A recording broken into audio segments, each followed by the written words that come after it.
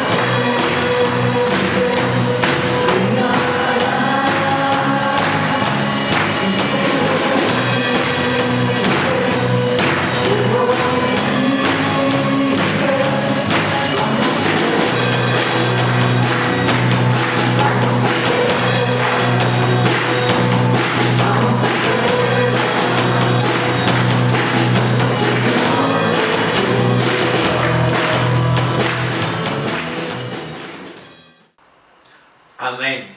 Amén. Gracias a Dios por la alabanza. Les invito a que en su Biblia busquen, por favor, en el libro de los Hechos, capítulo 12, versículos del 1 al 17. Hechos 12, del 1 al 17. Búscalo en tu Biblia. Si no, escucha atentamente lo que dice la palabra de Dios. Dice las Escrituras: en aquel mismo tiempo el rey Herodes echó mano a algunos de la iglesia para maltratarles, y mató a espada a Jacobo, hermano de Juan, y viendo que esto había agradado a los judíos, procedió a prender también a Pedro. Eran entonces los días de los panes sin levadura. Y habiéndole tomado preso, le puso en la cárcel, entregándole a 4 grupos de 4 soldados cada uno, para que le custodiasen, y se proponía sacarle al pueblo después de la Pascua. Así que Pedro estaba custodiado en la cárcel, pero la iglesia hacía sin cesar oración a Dios por él. Y cuando Herodes le iba a sacar, aquella misma noche estaba Pedro durmiendo entre dos soldados, sujeto con dos cadenas, y los guardas delante de la puerta custodiaban la cárcel. Y he aquí que se presentó un ángel del Señor, y una luz resplandeció en la cárcel, y tocando a Pedro en el costado, le despertó diciendo: levántate pronto. Y las cadenas se cayeron de las manos. Le dijo el ángel: cíñete y átate las sandalias. Y lo hizo así. Y le dijo: envuélvete en tu manto y sígueme. Y saliendo le seguía, pero no sabía que era verdad lo que le hacía el ángel, sino que pensaba que veía una visión. Habiendo pasado la primera y la segunda guardia, llegaron a la puerta de hierro que daba a la ciudad, la cual se les abrió por sí misma, y salidos pasaron una calle, y luego el ángel se apartó de él. Entonces Pedro, volviendo en sí, dijo: ahora entiendo verdaderamente que el Señor ha enviado un ángel y me ha librado de la mano de Herodes y de todo lo que el pueblo de los judíos esperaba. Y habiendo considerado esto, llegó a la casa de María, la madre de Juan, el que tenía por sobrenombre Marcos, donde muchos estaban reunidos orando. Y cuando llamó Pedro a la puerta del patio, salió a escuchar una muchacha llamada Rode, la cual, cuando reconoció la voz de Pedro, de gozo no abrió la puerta, sino que corriendo adentro dio la nueva de que Pedro estaba a la puerta. Y ellos dijeron: estás loca. Pero ella aseguraba que así era. Entonces ellos decían: es su ángel. Mas Pedro persistía en llamar, y cuando abrieron y le vieron, se quedaron atónitos. Pero él, haciéndoles con la mano señal de que callasen, les contó cómo el Señor le había sacado de la cárcel, y dijo: haced saber esto a Jacobo y a los hermanos. Y salió y se fue a otro lugar. Esto es palabra del Señor. Hemos estado reflexionando acerca de los Hechos de los Apóstoles, el libro escrito por Lucas. Y al leer este texto me pongo a pensar en la gente que anda en la calle como caminando en su rumbo, en su perspectiva, ya sea en su carro, ya sea en la calle. Y cada una de ellas vive cada momento según lo que cree. El supersticioso piensa que no puede pasar debajo de una escalera, o si un gato se le cruza, mejor le da la vuelta, y así muchas cosas que vienen a su mente. El materialista busca ganar, ganar, ganar, ganar. El que trabaja y piensa que esforzarse en su trabajo es importante, siempre estará enfocado en el trabajo. Creo firmemente que todos nos movemos en función de nuestra cosmovisión, es decir, de aquello que creemos, aquella perspectiva de vida que tenemos, es decir, lo que cree nuestro corazón. Pensando en esto, fíjense, cosmovisión significa, según la Real Academia Española, todo concepto, ¿sí?, que tenemos, o concepción global del universo, es decir, es nuestra visión o concepción global del universo, de lo que somos y hacia dónde vamos. Por eso viene a mi pregunta lo siguiente: ¿cuál es la cosmovisión de la iglesia? ¿Cuál es la cosmovisión de la iglesia de Cristo? Quiero que platiquemos acerca de esto, aprendiendo la cosmovisión del Evangelio del Reino. Vamos a orar. Padre, te pido que tu Espíritu Santo dirija mis pensamientos, Señor, y que todo mi ser quede capturado en tu Espíritu para poder predicar solo tu palabra. Te lo pedimos en el nombre de Jesucristo. Amén. Amén. estamos en este libro tan bello que es el libro de los Hechos de los Apóstoles. Es la obra del Espíritu Santo en la vida de la iglesia, y es como el evangelio del reino se está extendiendo y llegando a los gentiles de una forma poderosa. Es en medio de esto que de repente nos encontramos con una circunstancia que me hace pensar mucho acerca de la perspectiva que podamos tener nosotros acerca del evangelio del reino. Y lo primero que yo quiero platicar con ustedes este día es la cosmovisión del creyente en el rechazo y la aceptación del evangelio. Fíjense lo que dicen los primeros dos versículos. El primer versículo del capítulo 12 de Hechos, cuando dice: en aquel mismo tiempo el rey Herodes echó mano a algunos de la iglesia para maltratarles, y mató a espada a Jacobo, hermano de Juan. Lucas, el historiador, nos hace una referencia al inicio de esta parte del pasaje, donde dice en aquel mismo tiempo. ¿A qué se está refiriendo en esta expresión en aquel mismo tiempo? Se está refiriendo a que habíamos hablado un poco antes en este mismo pasaje, en el capítulo 11, cómo es que el evangelio empieza a llegar a los gentiles en Antioquía, cómo estos vienen al Señor, cómo responden en una forma maravillosa, que Bernabé y Saulo quedan completamente satisfechos, gozosos, alegres de cómo el evangelio estaba transformando la vida de los creyentes gentiles en el Señor Jesucristo. Y en esta situación hablamos de cómo Agabo, un profeta, había llevado una noticia a los creyentes, a la iglesia en Antioquía, de que vendría una gran hambre sobre la tierra. Y en ese entonces los creyentes de Antioquía decidieron hacer una ofrenda para apoyar a los que estaban en persecución y también en una situación de pobreza en Jerusalén. Y envían a Saulo y a Bernabé a llevarles esta ofrenda.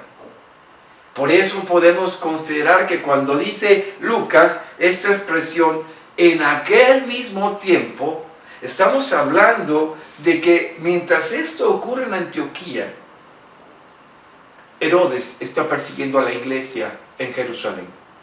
Sí, y lo primero que hace es atrapar a algunos de los creyentes, y entre ellos atrapa a Jacobo y lo asesina. Entonces esto crea una situación difícil en Jerusalén. Herodes era nieto de Herodes el Grande. No sé si sabrás, pero Herodes el Grande fue aquel Herodes que mandó a matar a los niños en los tiempos en que el Señor Jesucristo nació. Y como los sabios de Oriente no habían regresado a decirle dónde estaba situado el rey de los judíos, él de enojo manda a matar a todos los menores de 2 años en la zona de Belén. Así que este Herodes del que estamos hablando es nieto de ese Herodes, y también es sobrino de Herodes Antipas. Herodes Antipas fue el que mandó a matar a Juan el Bautista. Así que este linaje de Herodes trae una guerra histórica con la descendencia del Señor Jesucristo. Y es que hay que entender de dónde viene la familia de Herodes. La familia de Herodes eran edomitas, eran descendientes de Esaú. Y Esaú era el hermano de nada más ni nada menos que Jacob, que posteriormente se llamó Israel, el padre de las 12 tribus, quien en su momento se lo agarró con la bendición robándosela, y además se había quedado con su primogenitura dándole una sopa de lentejas. Así que la relación, históricamente hablando, de los edomitas con los israelitas no era buena.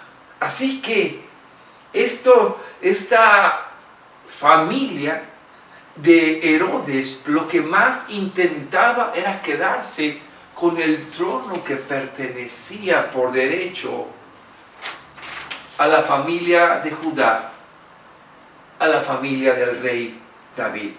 Así que esta pugna, vemos a un Herodes tratando de congraciarse con el pueblo judío para que lo aceptaran como rey, pero también se constituye en un enemigo del linaje del Señor Jesucristo. Entonces dice el texto, si lo recordamos, el rey Herodes echó mano a algunos de la iglesia para maltratarlas y mató a espada a Jacobo, hermano de Juan. Y ojo en su Biblia, ahí en el versículo 3, y viendo que esto había agradado a los judíos, procedió a prender también a Pedro. Eran entonces los días de los panes sin levadura. Herodes quería a todo lugar, a toda manera, que los judíos lo reconocieran como un rey legítimo. Él era un usurpador del trono en Judá. Así que cuando ve que al ejecutar a Jacobo, hermano de Juan, dice, voy a congraciar con ellos, matando a uno de sus principales líderes de apóstoles. Ya lo había hecho en Jacobo, ahora decía, Pedro es un cabecilla principal, lo voy a matar. Pero como estaban en la fiesta de la Pascua, la fiesta en la cual los judíos seguían celebrando la fiesta del Cordero, de los panes sin levadura, porque ellos no creyeron en el Jesucristo como el Cordero que quita el pecado del mundo, y en estos días no podían ejecutar a nadie. Herodes estaba esperando cuando terminara esta fiesta poder ejecutar a Pedro. Y dice el versículo 4, y habiéndole tomado preso, lo puso en la cárcel, entregándole a 4 grupos de 4 soldados cada uno para que le custodiasen, y se proponía sacarle al pueblo después de la Pascua. Herodes era muy astuto y no iba a escatimar esfuerzos por ganarse a un pueblo que ya su propia fe la había negociado.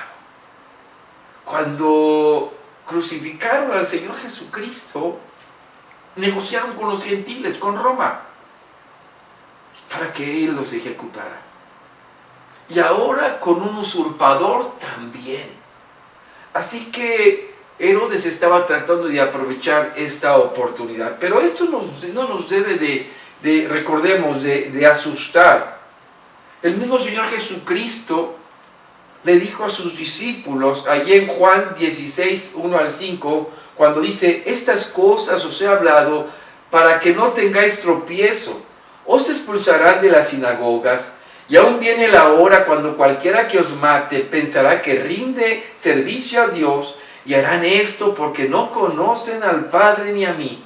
Mas os he dicho estas cosas para que cuando llegue la hora os acordéis de que ya os lo había dicho. En otras palabras, Pedro no tenía de qué quejarse, porque Jesús ya se los había dicho.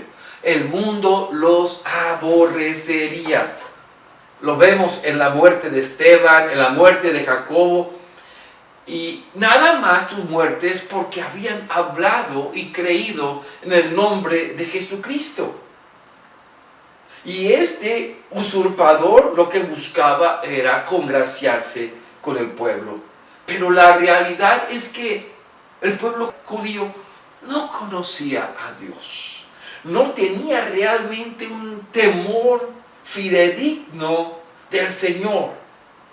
Así que por eso es que este pueblo negociaba con cualquiera.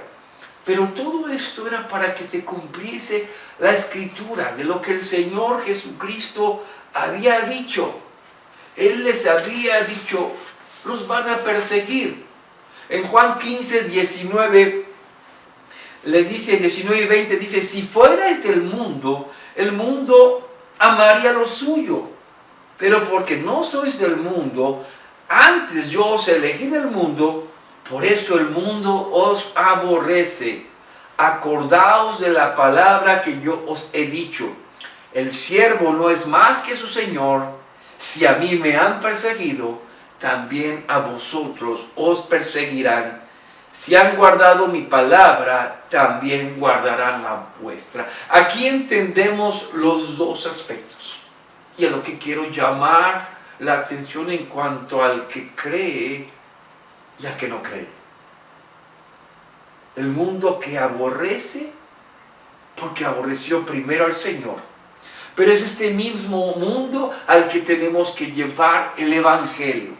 Y sus discípulos tienen que llevar el mensaje de Jesucristo. Y algunos los van a aborrecer y los van a perseguir. Pero otros, y aquí vemos el ejemplo, la gente gentil de Antioquía recibiendo el Evangelio y guardando la palabra del Señor, creyendo el Evangelio, pero los mismos judíos rechazando y aborreciendo. Los que creen guardarían su palabra y los que no creen les aborrecerían. Amados, en el mundo y mis amigos en que vivimos, el Evangelio se extiende y llega el mensaje. Y va a haber gente que va a ser llamada a la fe, pero otra gente no. Esa gente no va a querer creer, no está interesada en el mensaje. Y nuestra cosmovisión en la evangelización tiene que ver ¿con qué? Con extender el mensaje. Finalmente, es el Espíritu Santo el que hará la obra. Es por la fe en Jesucristo que somos incluidos a esta fe. En la cosmovisión de la predicación del Evangelio, unos rechazarán, pero otros serán llamados a fe y creerán. Lo segundo que quiero llamar en cuanto a la cosmovisión del Evangelio del Reino es la cosmovisión en la soberanía de Dios en medio de las pruebas. Cuando la Segunda Guerra Mundial terminó, fue interesante que Alemania, conquistada por un lado por el ejército comunista, por el ejército ruso, y por otro lado los aliados, toman la ciudad de Berlín y la dividen. Y Alemania queda dividida en dos pueblos, familias completamente separadas, unas bajo un régimen socialista y otras bajo un régimen capitalista. Una recibiendo el mensaje de Jesucristo y llegando la palabra a ellos, y otras impidiendo que esta influencia del mensaje llegara a su gente. La pregunta que yo me hago en este sentido, amados, es ¿qué pasó? ¿Acaso Dios se olvidó de Alemania del Este y prefirió que el mensaje llegara nada más a la Alemania Oriental? ¿Qué es lo que ocurre en este sentido? Hay países donde el Evangelio entra con tanta libertad y en otros que son tan impedidos. ¿Por qué? Es en este pensamiento que a veces cuesta trabajo entender estas circunstancias. Y nada más quiero llevar la referencia en lo siguiente. Pensemos en Pedro. Pedro, igual que Jacobo, era apóstol, pero Pedro es arrestado y llevado a la cárcel. Antes que esto, Jacobo fue asesinado. Fíjense lo que dice el versículo 5 y 6 del capítulo 12 de Hechos. Así que Pedro estaba custodiado en la cárcel, pero la iglesia hacía sin cesar oración por él Y cuando Herodes le iba a sacar, aquella misma noche estaba Pedro durmiendo entre los dos soldados, sujeto con 2 cadenas, y los guardas delante de la puerta custodiaban la cárcel. Quiero que imaginemos esto. Está Pedro entre 2 soldados, estos soldados encadenados en sus manos, a las manos de él. Y había retenes de 4 soldados hasta llegar a Pedro. Muy difícil que un comando como los que conocemos hoy en las películas, esos SEALs o estos comandos especiales para ir a rescatar, pudieran lograr quitarle a estos soldados a Pedro. Yo me pongo a pensar, bueno, ¿por qué tanta seguridad? 16 soldados para cuidar solo a Pedro. Realmente Herodes le tenía temor a los pescadores, a los discípulos que realmente no tenían ninguna preparación militar.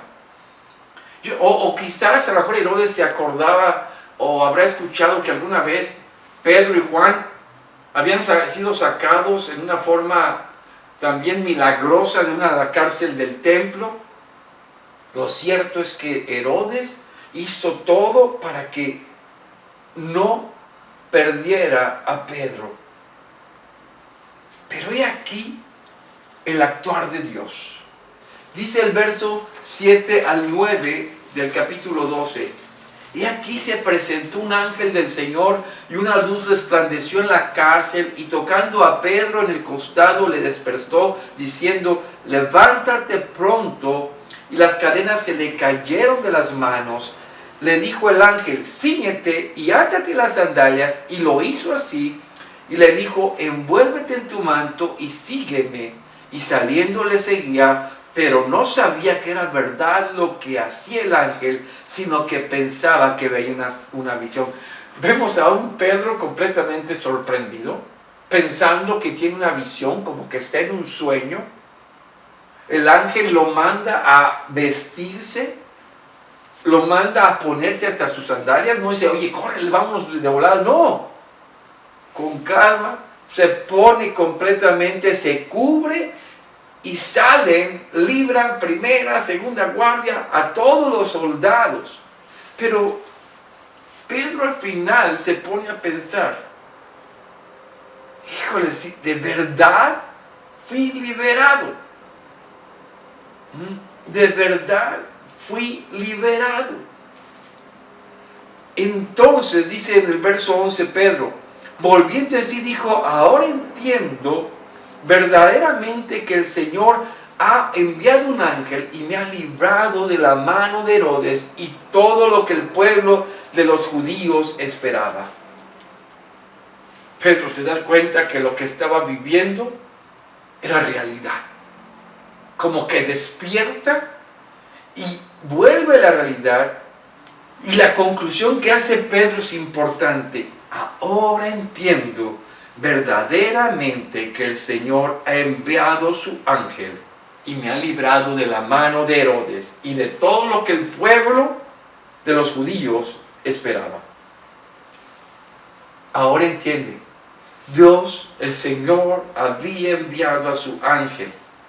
Los judíos y Herodes se iban a quedar sin su circo que se habían preparado.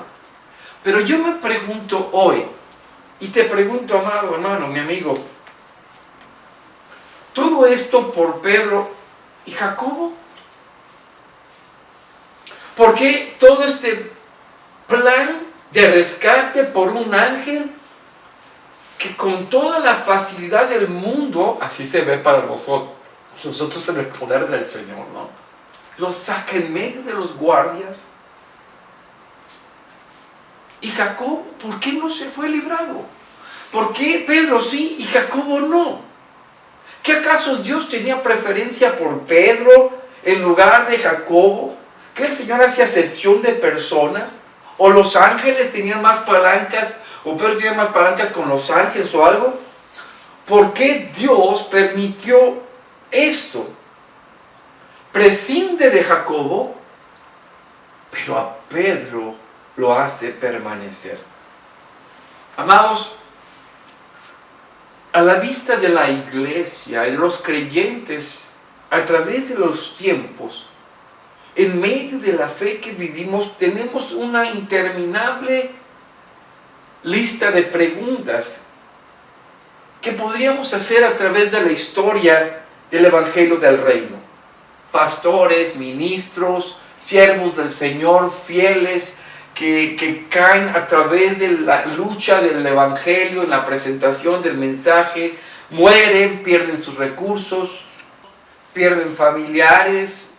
Yo creo que estos mismos días que hemos vivido en medio de la pandemia, hay tantas preguntas que nos haríamos, que hay gente que no tiene nada de temor de Dios y de alguna manera vive una vida muy alegre, y el pueblo de Dios sufre en medio de estas circunstancias.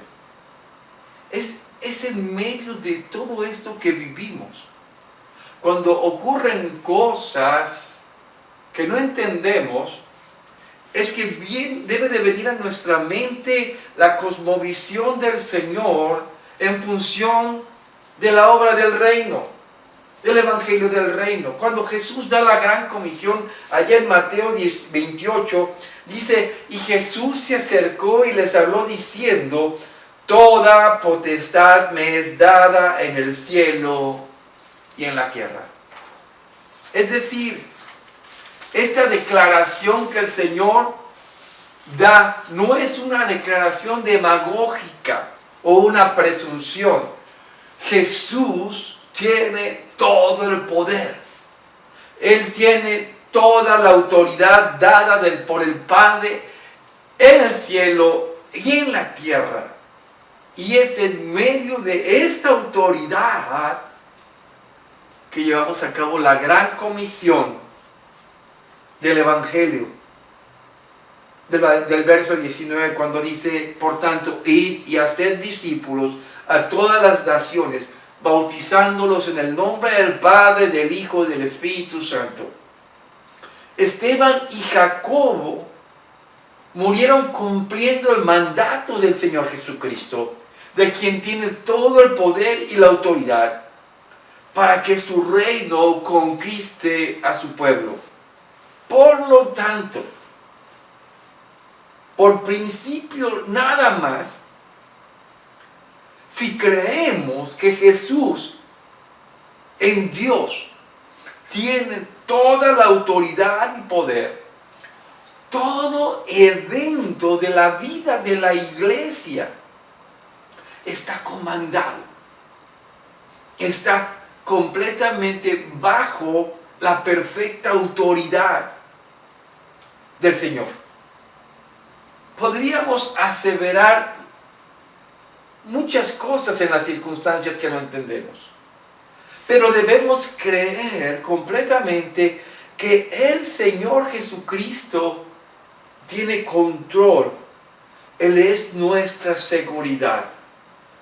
Pedro entendió perfectamente esto cuando le hablaba a los judíos acerca de la muerte del Señor en la cruz, donde dice en Hechos 4, 27 al 28: porque verdaderamente se unieron en esta ciudad contra su santo Hijo Jesús, a quien ungiste, Herodes y Poncio Pilato, con los gentiles y el pueblo de Israel, para hacer cuanto tu mano y tu consejo habían antes determinado que sucediera.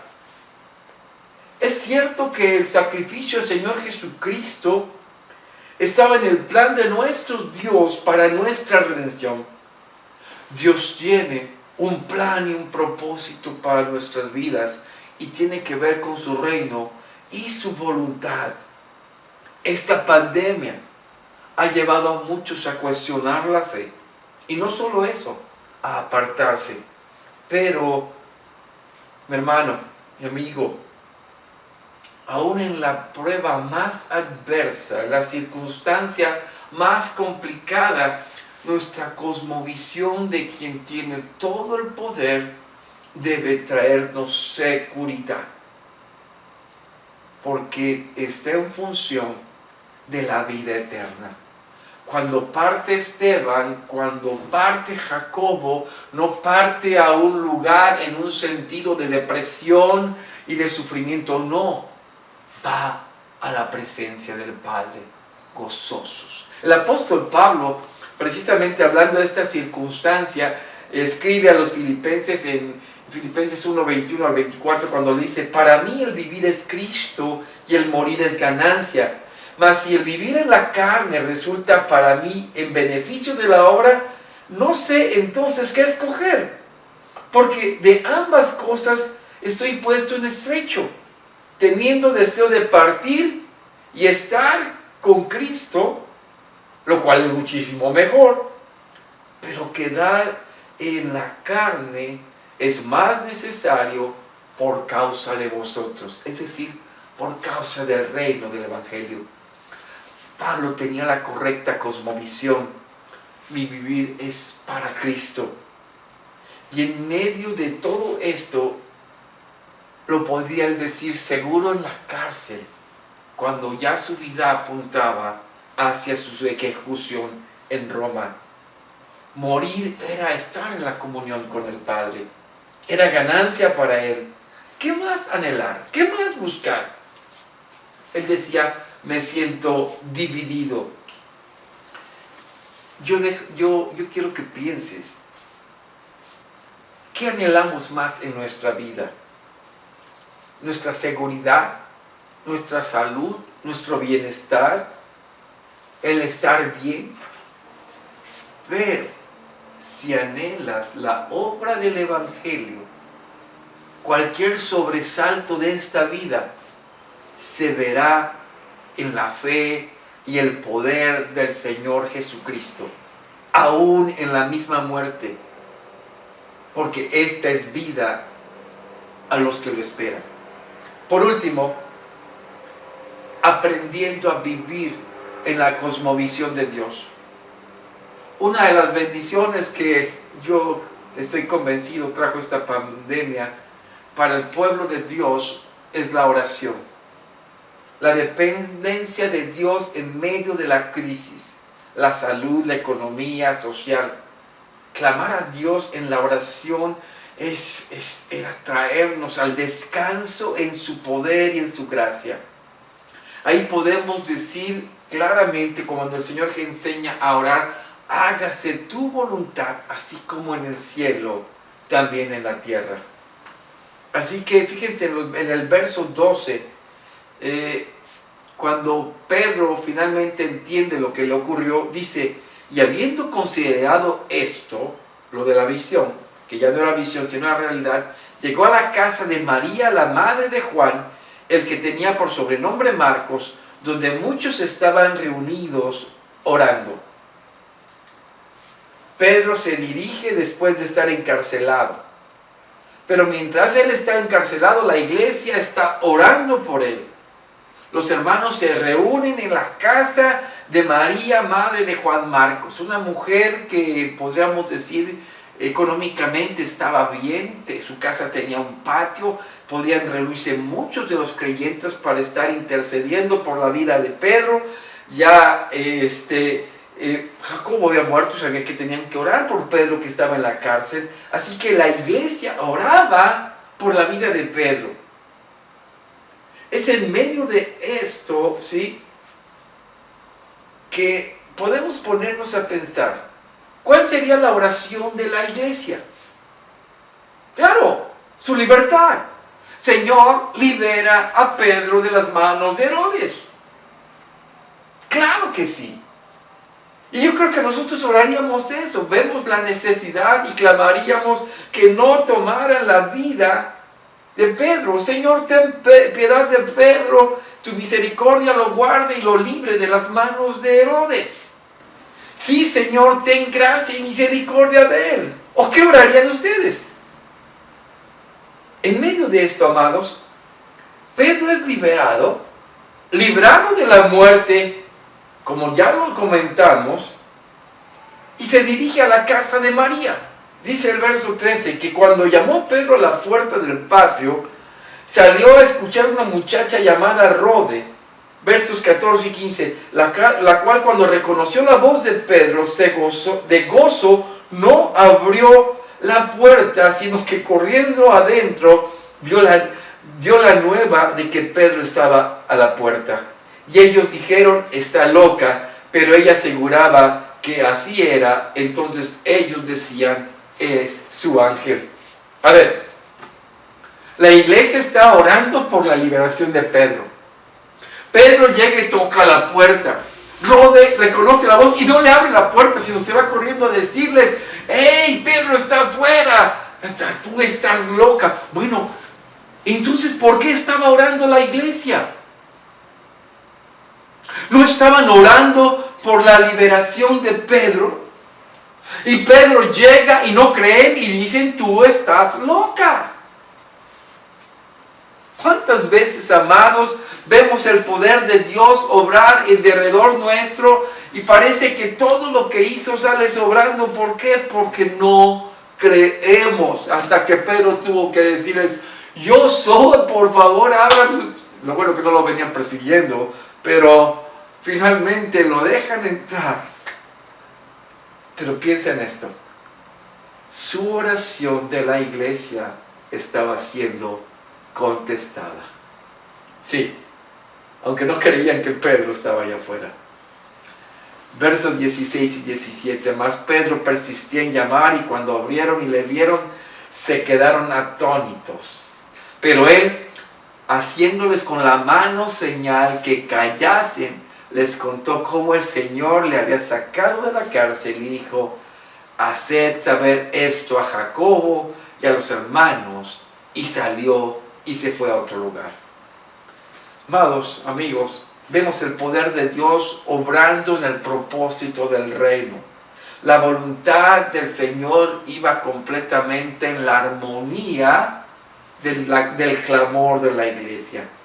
Dios contestó la oración de la iglesia en Jerusalén. Sí.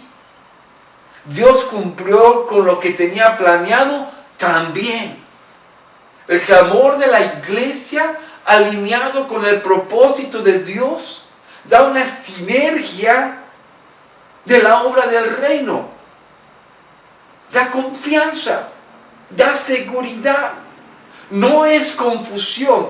El Espíritu de Dios obrará en la iglesia para su conducción en la línea de la cosmovisión del reino. El apóstol Pablo, en la misma carta a los filipenses, escribiendo desde la cárcel, les dice en el capítulo 4, versículo 4 al 7, regocijaos en el Señor siempre. Otra vez digo, regocijaos. Vuestra gentileza sea conocida de todos los hombres, el Señor está cerca. Por nada estéis afanosos, sino sean conocidas vuestras peticiones delante de Dios en toda oración y ruego, con acción de gracias, y la paz de Dios que sobrepasa todo entendimiento, guardará vuestros corazones y vuestros pensamientos en Cristo Jesús. Pablo está diciendo, ¿cómo podemos vivir? Gozándonos en el Señor. Él viene, Él pronto viene, gócense mucho. La gente debe ver en nosotros el testimonio de Cristo en nuestras vidas. Y alineen su cosmovisión a la cosmovisión de Dios a través de la oración. Sean conocidas nuestras peticiones con toda oración y ruego, y dándole gracias. ¿Por qué? Porque estamos diciéndole, hágase tu voluntad en nuestras vidas. ¿Y qué? Descansamos en Él. Nuestra paz sí será en Él. Esa paz que sobrepasa todo entendimiento, guarda nuestras vidas, nos da esa tranquilidad. ¿Por qué? Porque nuestros corazones descansan su perspectiva de vida en el propósito de Dios. ¿Qué te afana hoy? ¿Cuál es tu perspectiva de vida, tu cosmovisión? Tráelo en oración. Tráelo al Señor, ríndelo a Él. ¿Cuál es la razón que en una persona su cosmovisión no empata con la del Señor? No le ha conocido. Sí, no ha venido a sus pies. no ha rendido su vida al Señor Jesucristo como Señor y Salvador. Y si no le ha conocido, es tiempo de rendirte a sus pies. La palabra del Señor nos muestra que somos pecadores y tenemos que arrepentirnos de nuestro pecado y maldad. Pidamos perdón al Señor. Él dio su vida en la cruz para salvarnos de una condenación segura. Si es tu caso, hazlo.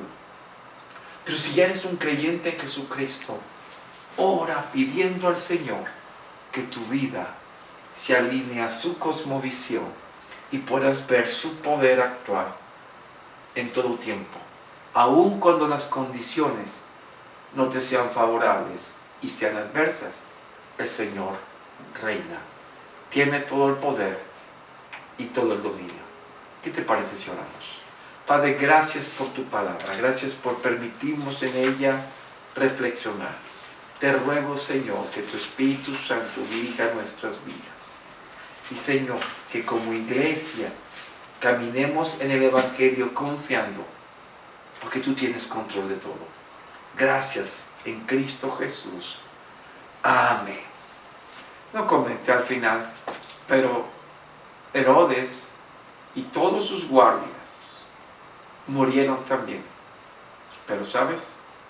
Ellos no iban a convivir con el Señor. Ellos irían directamente al infierno. Amén. Esto es palabra del Señor. Recordándoles nuestras actividades entre semana, estamos enviando los estudios de los Salmos lunes y viernes. El martes estamos enviando también el audio para las damas a las 6:30.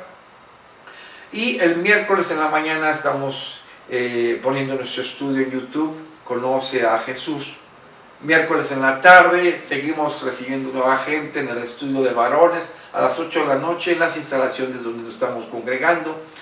Y el sábado, nuestra reunión de Zoom de oración a las 9 de la mañana.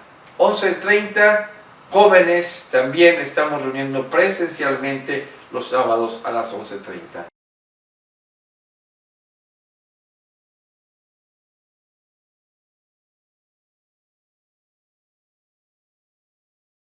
Estas son nuestras actividades. Recordamos nuestros horarios de domingo. El culto es a las 10 de la mañana, clases crece a las 12 horas. Qué gusto que nos hayas escuchado. Espero que el Señor haya hablado a tu vida. Vamos a dar gracias al Señor, después de ser despedidos con la bendición apostólica, y en quietud escucharemos la doxología. Oremos. Padre, gracias te damos. Gracias por tu palabra, que nos asegura que en medio de todo, tú tienes un plan definido. En Él confiamos. Gracias, Señor. Gracias por tu amor y bondad, y danos tu bendición. Que la gracia que es de nuestro Señor Jesucristo, el amor del Padre, la presencia de su Espíritu Santo, sea con cada uno de ustedes, con sus familias, en sus trabajos, donde quiera que vayan, y con todo el pueblo de Dios, ahora y siempre. Amén. Vamos a escuchar la doxología.